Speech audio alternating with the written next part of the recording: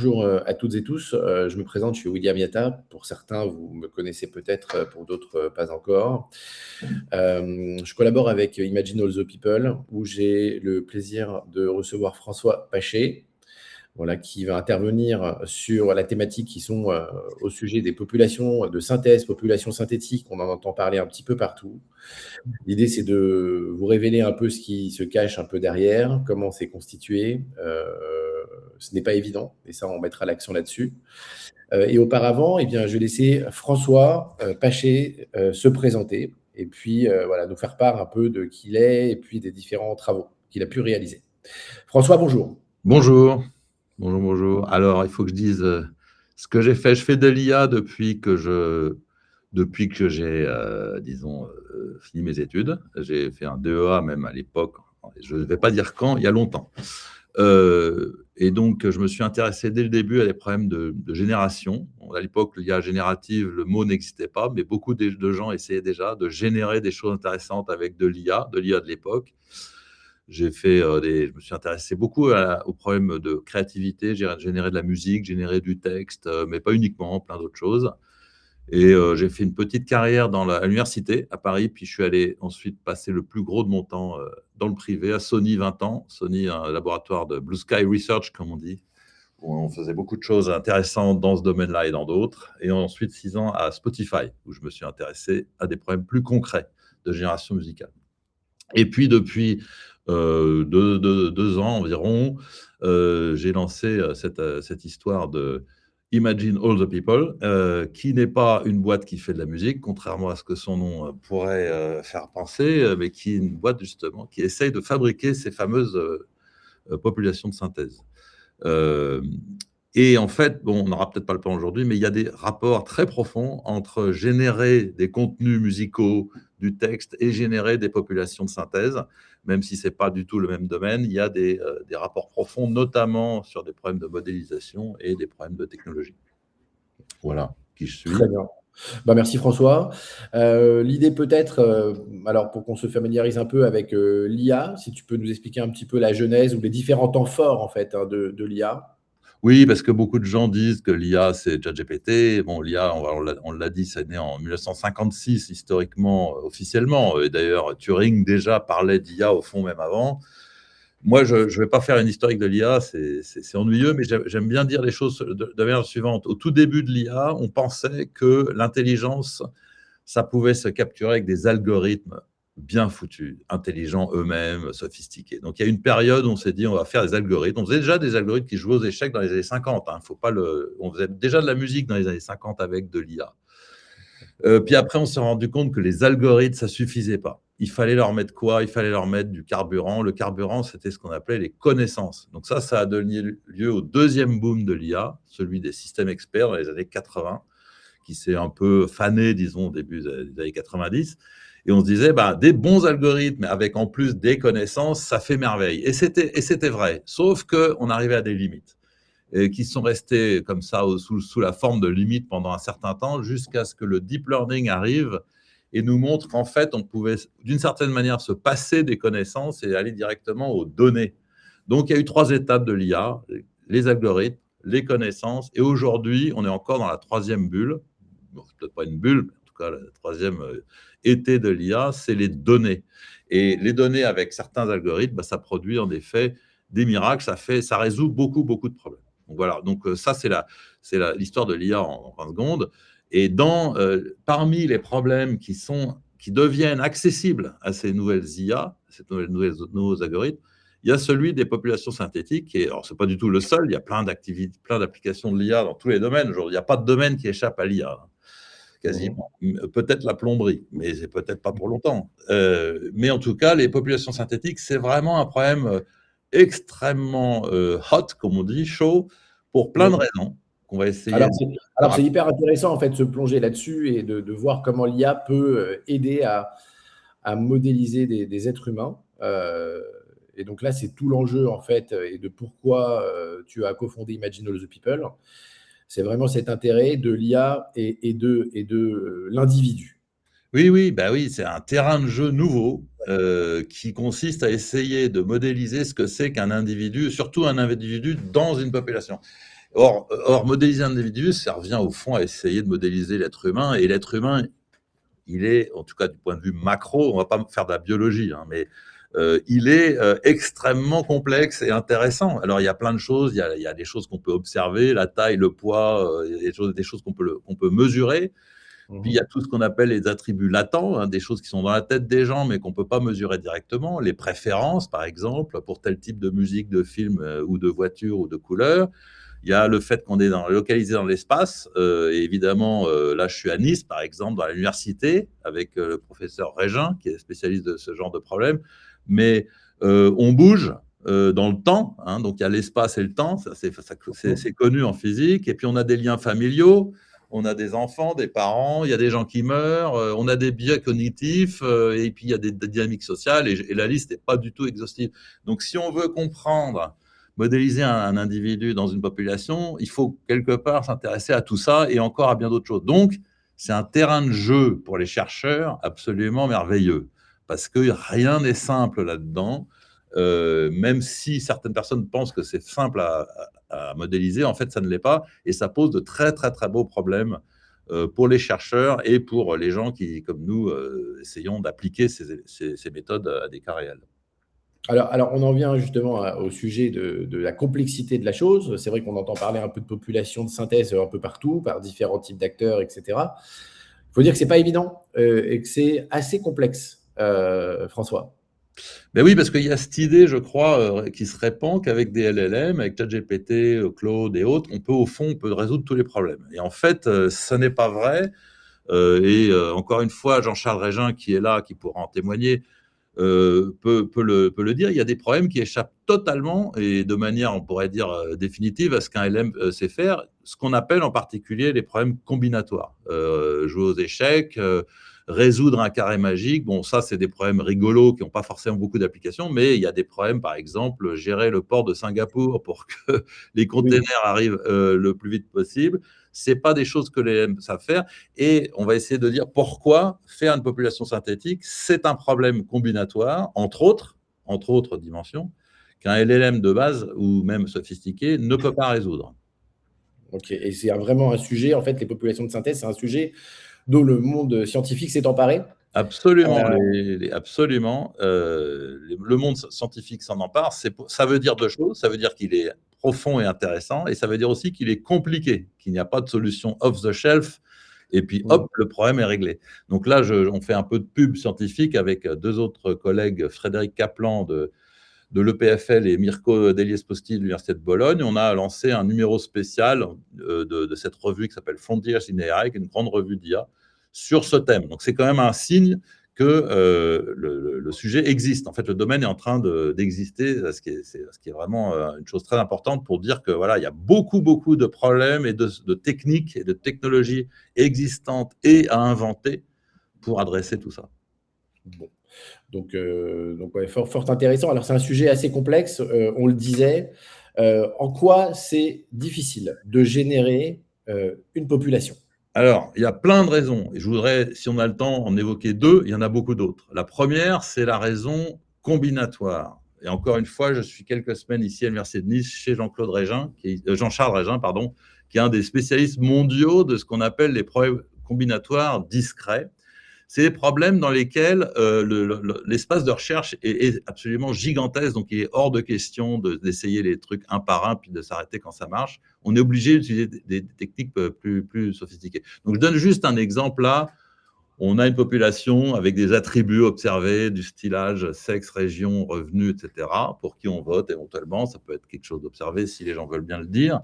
Consommation. Et puis, on a ce qu'on appelle des contraintes. On sait qu'il y a X% de femmes, d'hommes. Bon, ça, c'est pas très dur.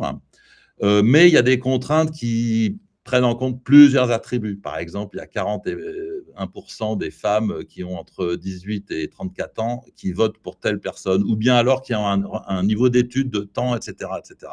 Et quand on combine toutes ces contraintes, toutes ces propriétés désirées, eh bien, on arrive à un problème très dur. Alors ça, c'est important de montrer que... on est multidimensionnel, hein, si j'ose dire. On est sur plusieurs dimensions. Ouais. Bah oui, alors c'est un peu comme un sudoku, même si les sudoku, en fait, pour un informaticien, ce n'est pas des problèmes très durs, mais c'est plutôt comme les carrés magiques. Vous savez que le carré, On doit être des nombres de 1 à 16 sur un carré 4 x 4. Il faut que toutes les sommes et toutes les colonnes aient la même somme. C'est des problèmes qu'on ne sait pas résoudre à la main au-delà de 3 et qui sont très, très, très durs, même pour des techniques sophistiquées, c'est très dur. Donc, on tombe assez vite sur des problèmes de cette nature. Est-ce que Jean-Charles, tu veux dire un mot là-dessus? Parce que Jean-Charles, c'est le roi des trucs compliqués. Bonjour Jean-Charles. Donc en fait, il y a un aspect aussi qui a non seulement le problème, il est très dur, mais là, il a une autre particularité, c'est qu'il est très, très grand. C'est-à-dire que si, par exemple, vous voulez vous amuser à savoir combien, quand vous avez mis des attributs, vous pourriez avoir de personnes, combien il peut y avoir de personnes différentes, eh bien, en fait, ça, c'est absolument gigantesque, puisqu'on va avoir une exponentielle. Alors, si on a peu d'attributs, ça va être tractable, comme on dit chez nous, mais si vous avez beaucoup d'attributs, beaucoup étant très vite, 20 par exemple, c'est beaucoup, hein. Donc 20, ça va faire une puissance 20 de quelque chose, donc 3 puissance 20, c'est déjà très très grand. 500 000. Et voilà, et donc si on en a 30, bah, c'est encore plus grand, et si on en a 50, bah, c'est fini, de toute manière, on ne peut plus énumérer, plus rien faire. Et là, le problème, c'est quand même prendre des individus parmi tous ces individus-là, tout en satisfaisant des tas de contraintes compliquées qui s'emboîtent les unes dans les autres. Et donc ça, c'est vraiment, donc non seulement on a un problème compliqué mathématiquement, hein, c'est-à-dire prouvé comme étant complexe, mais qui en plus fait une taille monstrueuse. En gros, quand vous faites du Sudoku, bah, vous n'avez que 9 par 9. Là, si vous avez 50 attributs, c'est comme faire des Sudoku de 50 par 50 et des choses comme ça. Donc, c'est des choses qui sont vraiment, vraiment compliquées. L'aspect de taille est vraiment complexe. Merci Jean-Charles. Merci Jean-Charles. Alors moi, je reviens un peu à mes souvenirs mathématiques. Oui.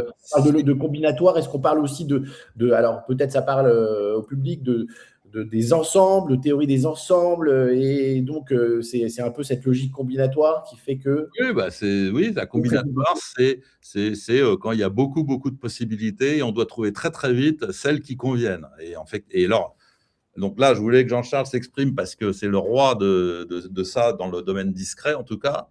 On développe des techniques qui permettent de franchir parfois ces murs-là. Et en l'occurrence, on y arrive. Mais ce que je veux dire, c'est que c'est intrinsèquement compliqué. Ils ont un LLM, on ne sait pas faire ça du tout aujourd'hui. Alors justement, tu parles donc c'est compliqué, les LLM ne font pas ça du tout. Et sur le prochain slide, tu nous parles d'inférer des variables latentes.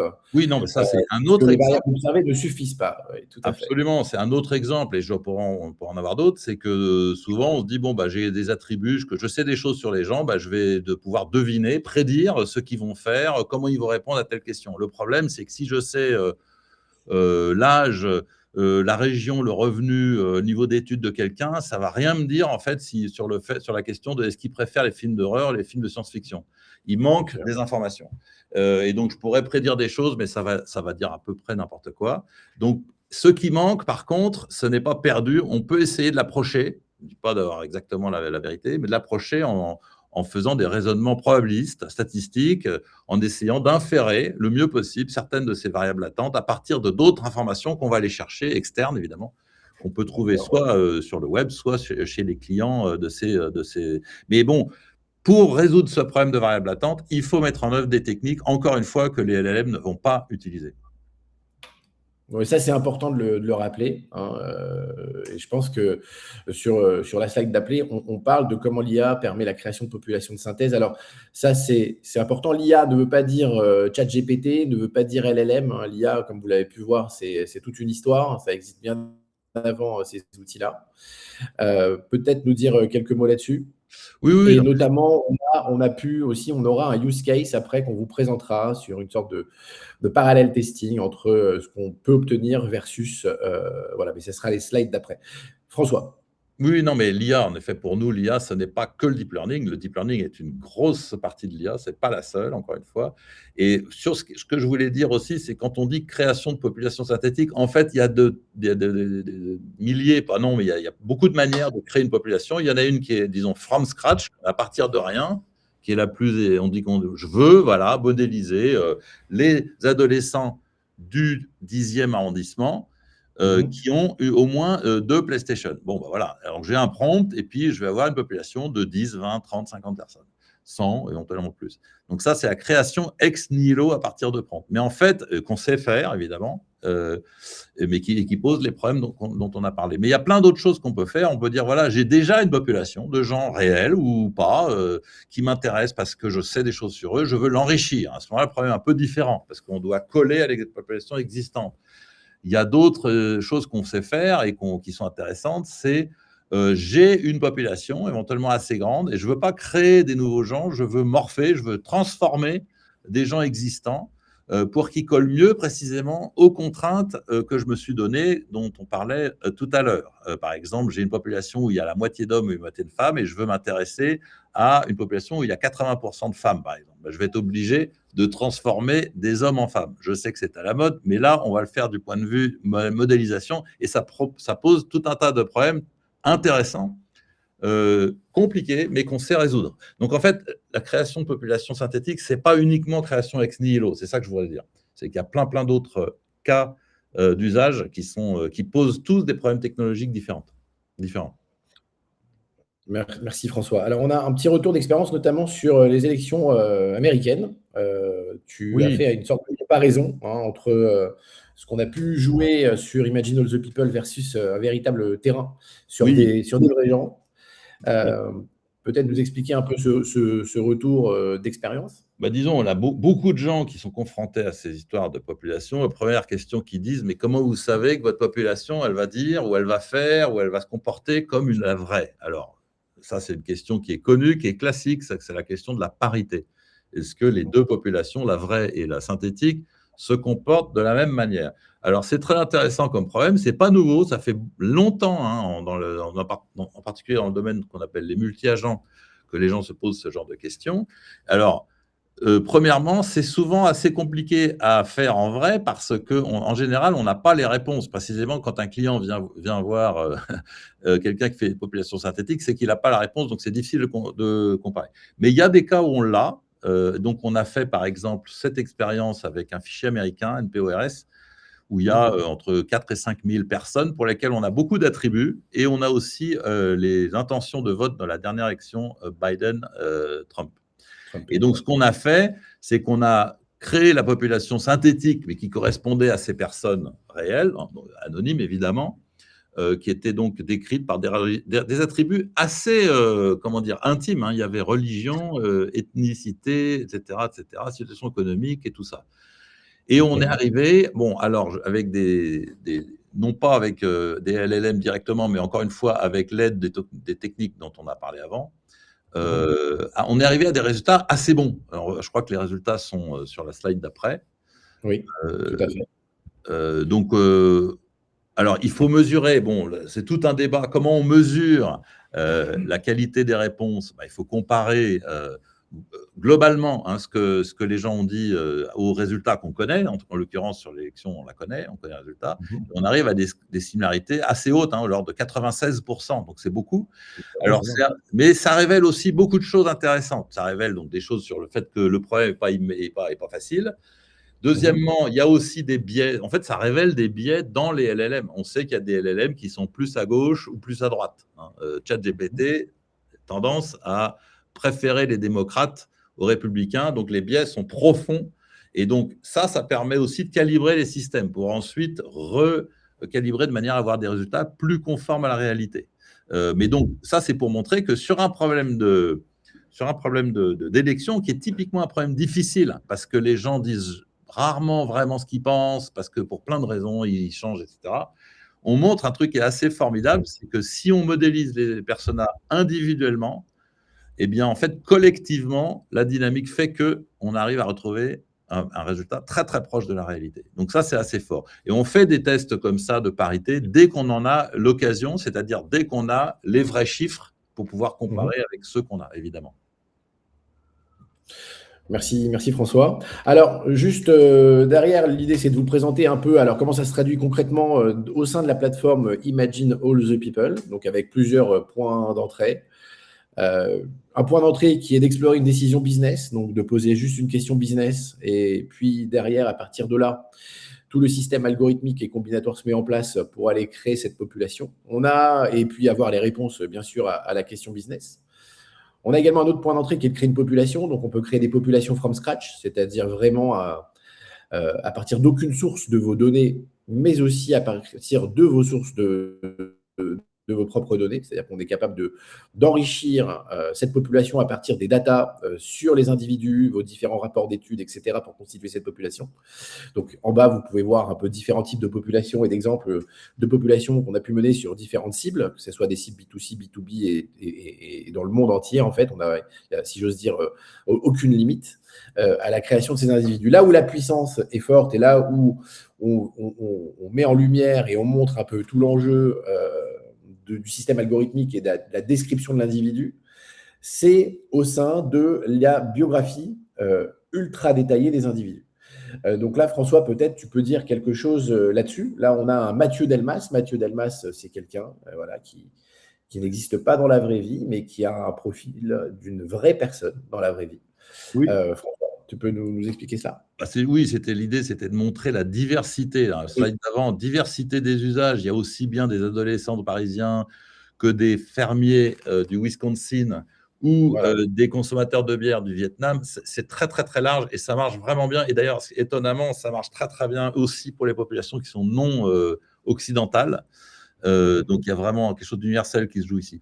Et cette slide, c'était pour montrer, oui, que les individus peuvent être très, très finement décrits. Au fond, là où on va, c'est les décrire aussi finement que quand on décrit un personnage de roman. C'est-à-dire pas uniquement ses attributs observables, là, il y en a beaucoup, mais aussi ses intentions, ses traumatismes, ses biais, ses manières de parler, ses manières de s'informer, toutes choses, et aussi les raisons pour lesquelles il pense comme il pense, etc. Pourquoi?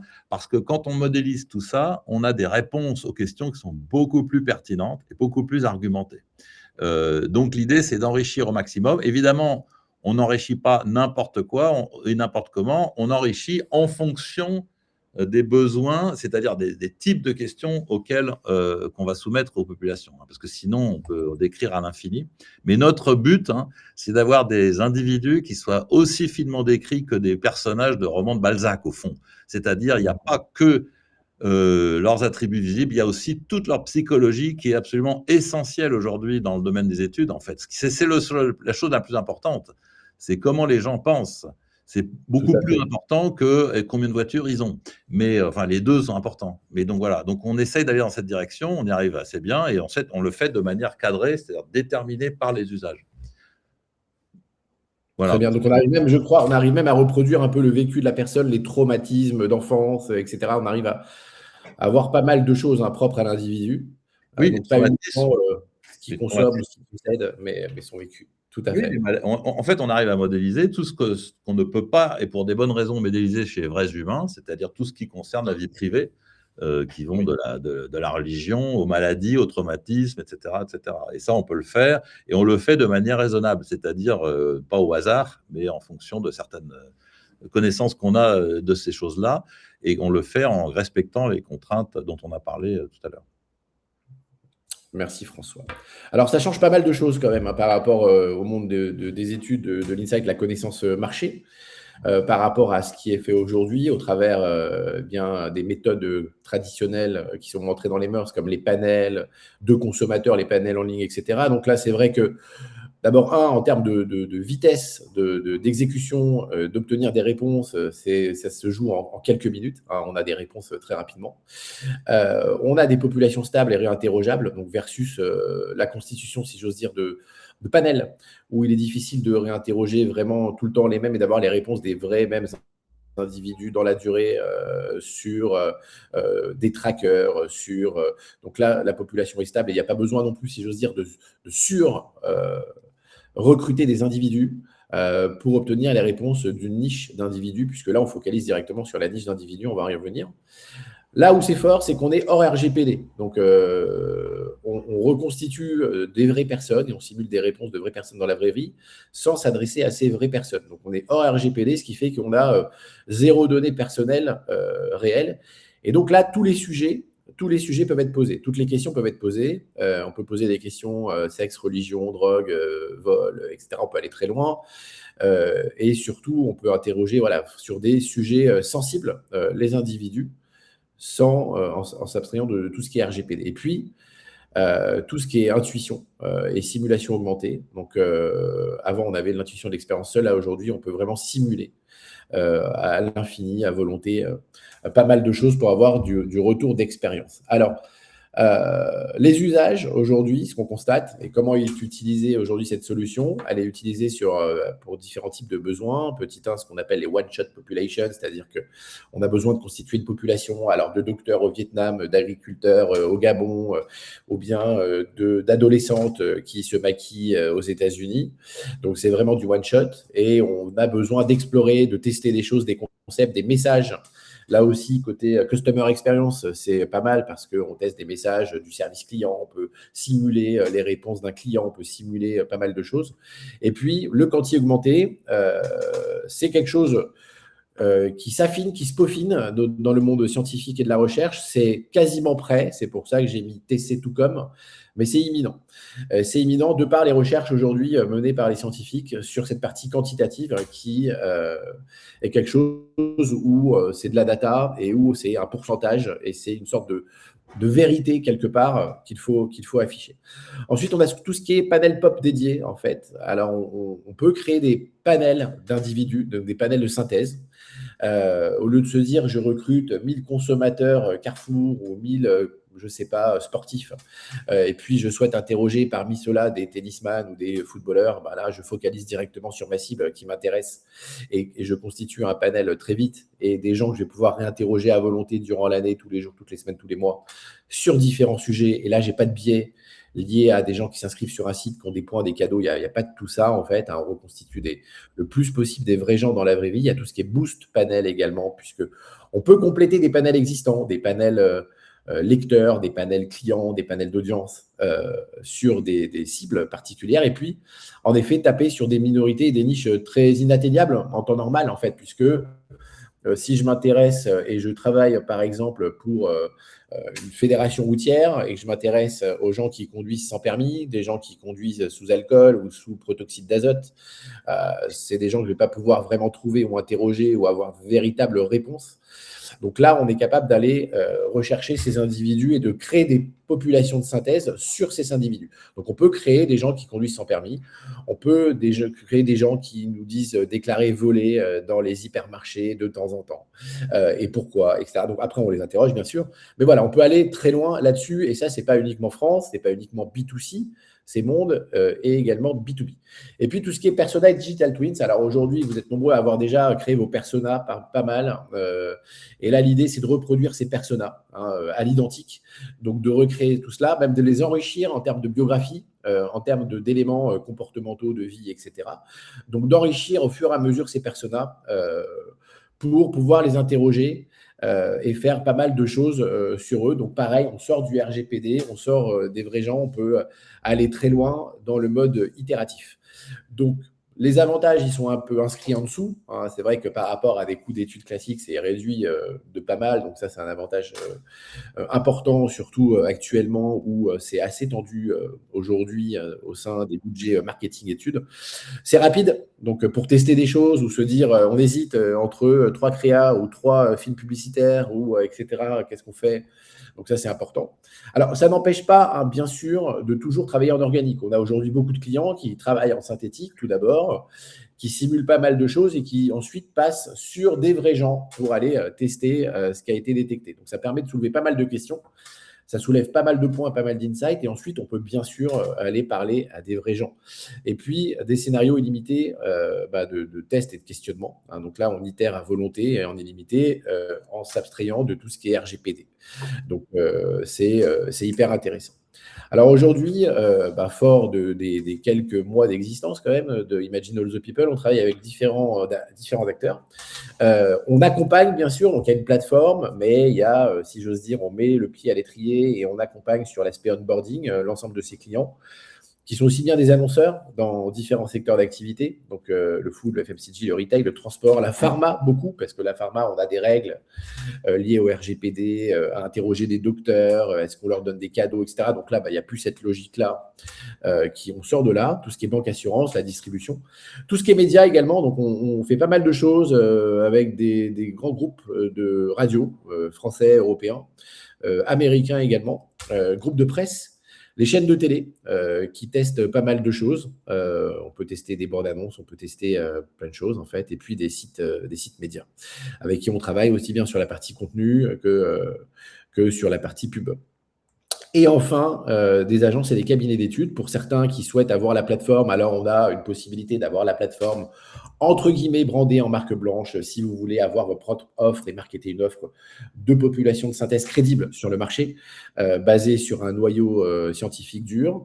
On travaille avec des régies pub, on travaille avec également des agences médias, notamment au Planning Strat, pour tout ce qui est pitch. Donc là, c'est génial parce que c'est un moyen d'abord un peu coûteux, rapide, efficace, simple, pour avoir pas mal de retours dans le cas des pitchs et alimenter les propositions et fournir pas mal d'infos. Les instituts d'études, on en a parlé. Des consultants aussi qui ont fait le choix de travailler sur la plateforme. Et puis des cabinets de conseil, que ce soit des Bain et autres aujourd'hui qui utilisent la plateforme pour leurs clients. Je crois qu'on a François, est-ce qu'on a tout balayé ? On a oublié un détail important, c'est on est capable aujourd'hui, on ne l'a pas montré là, de créer des très grosses populations. Quand je dis très grosses, c'est 10 000, 100 000, on est allé jusqu'à 200 000. Et ça, donc, comme on le disait tout à l'heure, c'est difficile, on est capable de le faire, assez vite même. Et on va probablement essayer d'aller encore plus loin, jusqu'au million, voire jusqu'à la taille d'une population réelle. Ce qui est intéressant, c'est qu'à ce moment-là, on ne fait plus d'échantillonnage, en fait. On n'est plus dans l'échantillonnage, dans le sampling, on est dans la modélisation grandeur nature. Donc ça a beaucoup d'intérêt. Ça pose d'autres problèmes, mais on est capable de le faire aujourd'hui. On ne le met pas encore dans le produit, mais on va le mettre assez vite. Très bien. Voilà. Merci François. Écoutez, on est dans les temps, on a terminé. J'espère que ce fut intéressant, passionnant pour vous. Si vous avez des questions, n'hésitez pas à les poser. Alors, je crois c'est la première fois qu'on sert de cet outil qui s'appelle Contrast. Voilà, je pense qu'il est pas mal, cet outil de webconférence. Qu'en penses-tu, François? C'est pas mal ce truc. On a un petit chat, je crois, un truc qui s'appelle audience ou Q&A ou quelque chose comme ça, je crois, sur le côté. Je ne sais pas si vous avez ça, où vous pouvez normalement poser vos questions. Si vous avez des questions. Ah, si, je vois des questions. Tu vois des questions. Alors, je t'en prie. Je commence par le haut. Est-ce que vous avez un traitement statistique avant l'usage de l'IA pour créer vos populations synthétiques? Chose que je n'ai pas quand j'utilise ça. Oui, bien sûr, on n'a que ça, je dirais.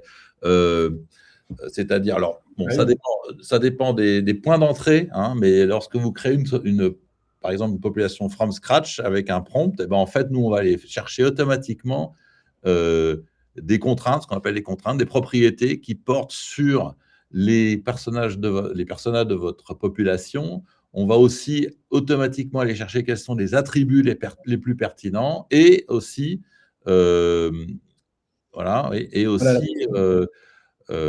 éventuellement rajouter une couche d'inférence statistique pour inférer des variables latentes. Donc, évidemment, on fait tout ça et, in fine, on traite aussi les contraintes de manière combinatoire pour avoir une population qui soit adaptée.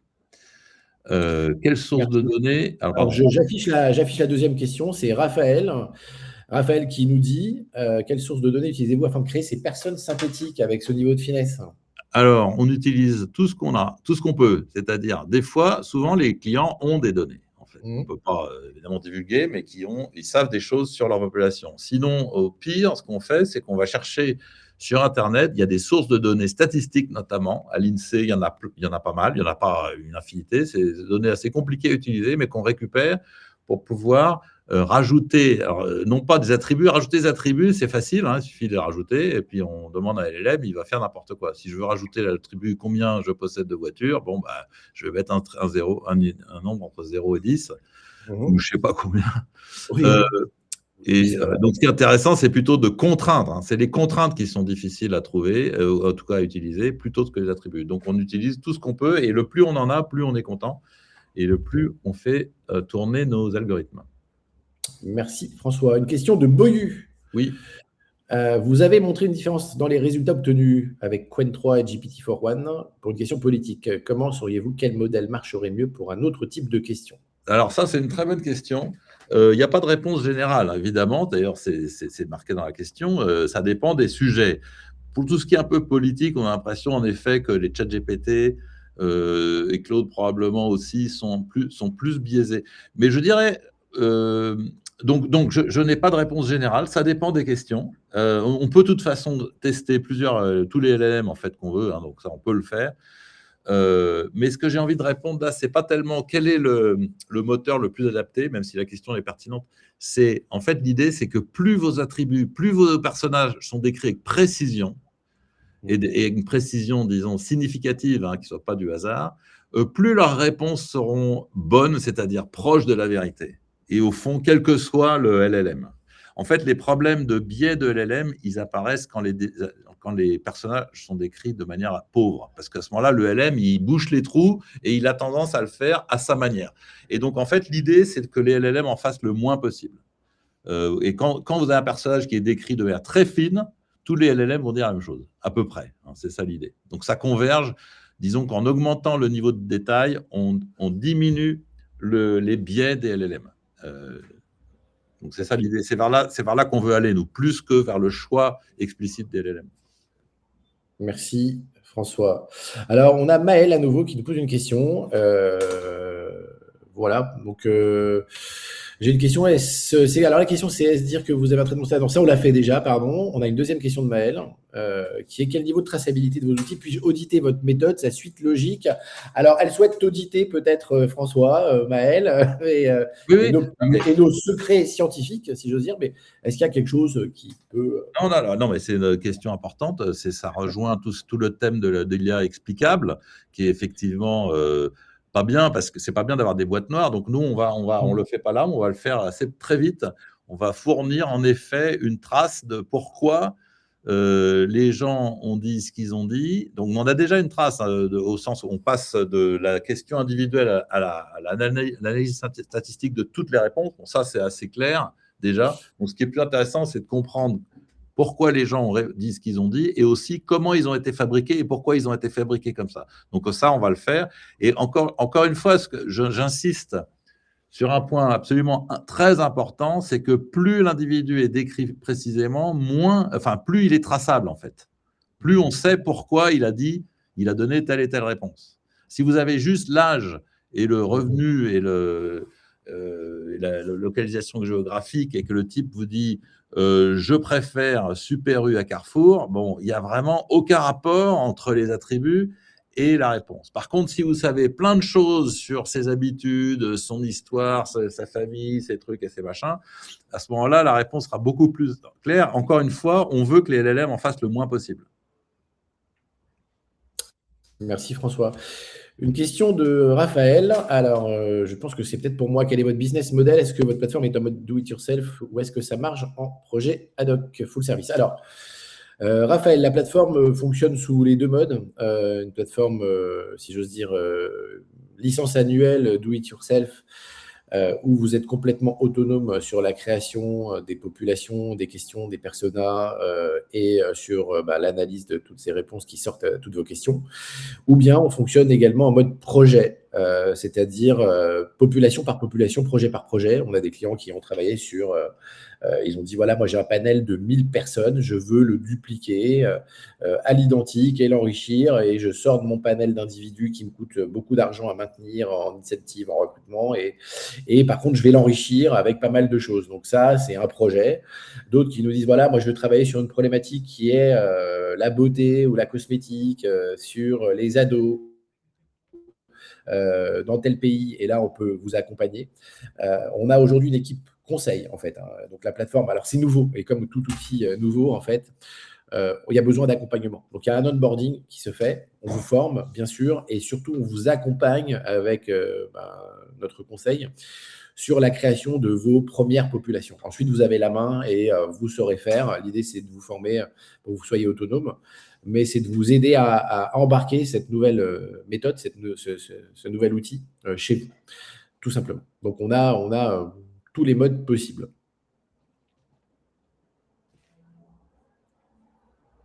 Très bien. Est-ce qu'il y a d'autres questions? J'ai pas l'impression. Moi non plus. C'est déjà pas mal. Ouais, non, c'était bien. Bon, bah écoutez. À suivre, non? On va en à suivre. Alors, à suivre, je reviens au slide précédent. Je pense que ça vous a quand même, c'était pas mal, intéressé. Alors, j'enlève les questions parce que là, je ne sais pas, j'ai des questions qui s'affichent. Voilà, donc on peut rester connecté. N'hésitez pas à scanner le QR code en fait pour rester en contact. L'étape d'après, si vous le souhaitez, c'est de prendre contact avec nous, avec plaisir, pour se pencher un peu sur vos sujets, sur vos problématiques et voir comment on peut vous accompagner sur la prise en main de l'outil et surtout l'accompagnement sur vos premiers projets de population. Donc voilà, vous avez mes coordonnées et puis on rentrera, si vous le souhaitez, dans la démonstration du produit avec chacun d'entre vous et puis paramétrer les premières populations en sur-mesure pour vous dans votre secteur, dans votre activité. Voilà, je vous remercie. François, merci beaucoup. Merci à l'intervention surprise également de, comment s'appelle-t-il? Jean-Charles Régin. Monsieur Jean-Charles Régin. Et voilà, Jean-Charles Régin, notez tous Jean-Charles Régin, une référence mondiale dans l'IA avec François Pachet. Merci beaucoup François, merci à toutes et tous. C'est l'heure de déjeuner. Merci. Bon appétit, à bientôt. Merci beaucoup. Au revoir. Salut François. Salut.